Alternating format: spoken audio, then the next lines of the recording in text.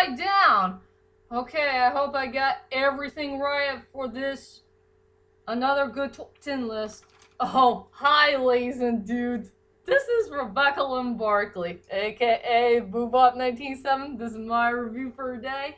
And today's review, ladies and dudes, well, my friends, it's that time again for another top 10 list. I think you guys already know what I'm going to do for today is once again I'm going to bring back my top 10 most strongest or weakest points that I ever put from all 24 of my movie reviews. Yes, it's finally coming back. And I got a brand new list that, well, nobody will never notice. Why, you get the picture. Hey, ladies and dudes, before I could do this top 10 list, do you guys remember the time back in the year of 2014, I decided to do a top 10 list that nobody has never done before when I explained to you guys about all the 24 movie reviews that I did so far from number 1 to number 24. All, which movie reviews that has the best points ever from a movie that you enjoyed from your childhood to adulthood. Which part that you want to point out or something like that, of all strongest and weakest points in movie history. Yeah, I did that, and I decided to rewatch that video again so I could try to get into my head, I guess. Well, you get the picture.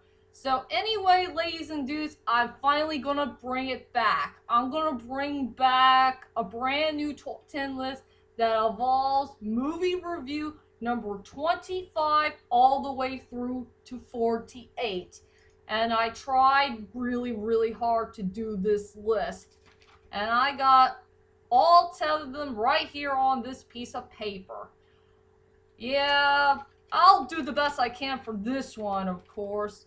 So anyway, without further ado, ladies and dudes, let's head on to part 1 of my top 10 most strongest or weakest points ever from movie review number 25 all the way to 48.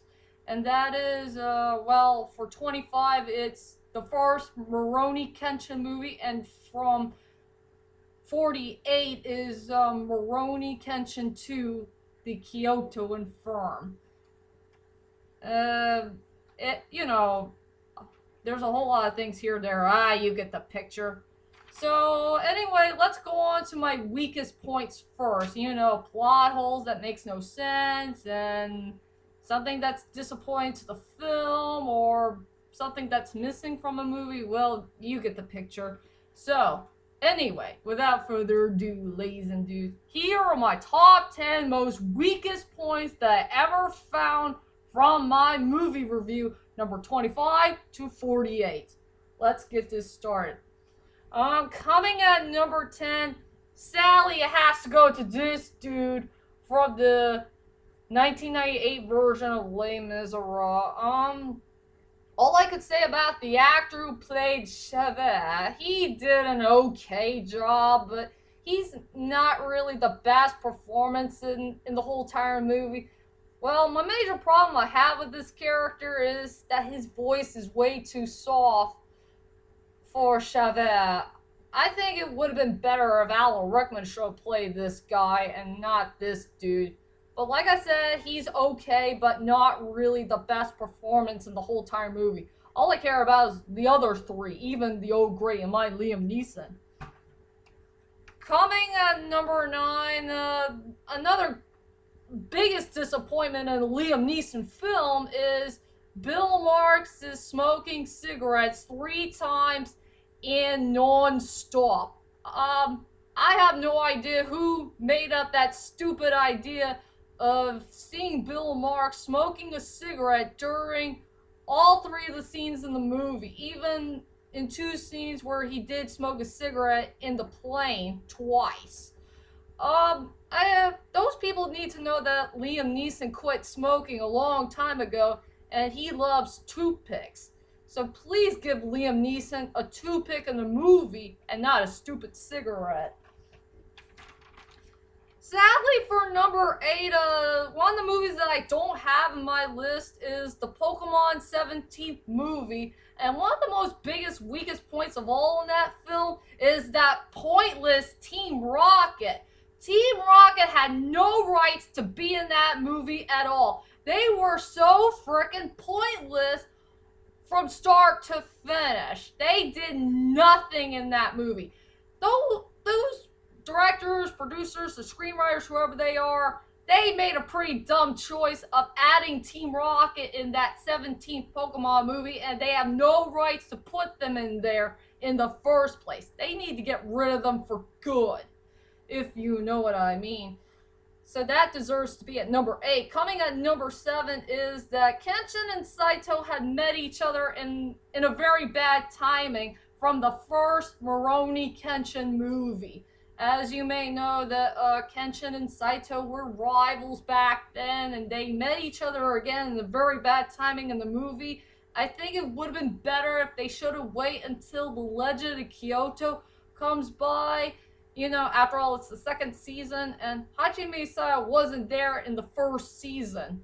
Back at, the anime and the manga version. But it's a good thing they did add him in the movie, but it's a very wrong time for him and Kenshin to meet each other again after 10 long years had passed, if you know what I mean. So yeah, that deserves to be at number 7.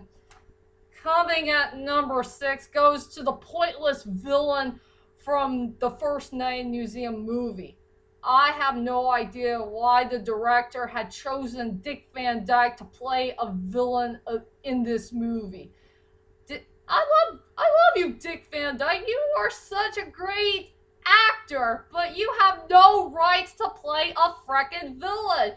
You're not terrifying, you're not threatening, and I just don't like the part what he and those hench dudes had done to Larry Daly in the film.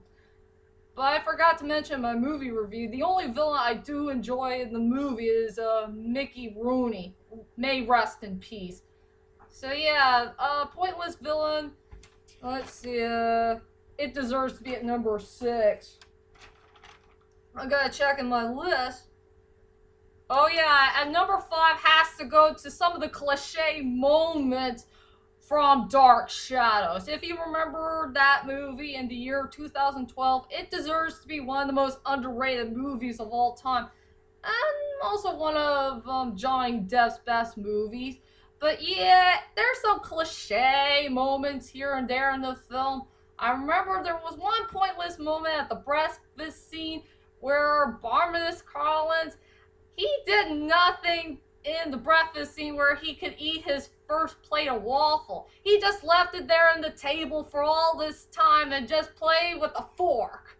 And there was another pointless scene where Barnabas Collins believes that Alice Cooper is a woman, but he didn't know it was a dude. So yeah, there's so many pointless moments here and there in this movie that's way too cliche for everyone's taste. That deserves to be at number 5. Oh no, people will be disappointed at me. Don't get mad at me, ladies and dudes. At number 4 goes to the pointless villain Ra's al Ghul from Batman Begins. Oh, why, Liam Neeson? Why?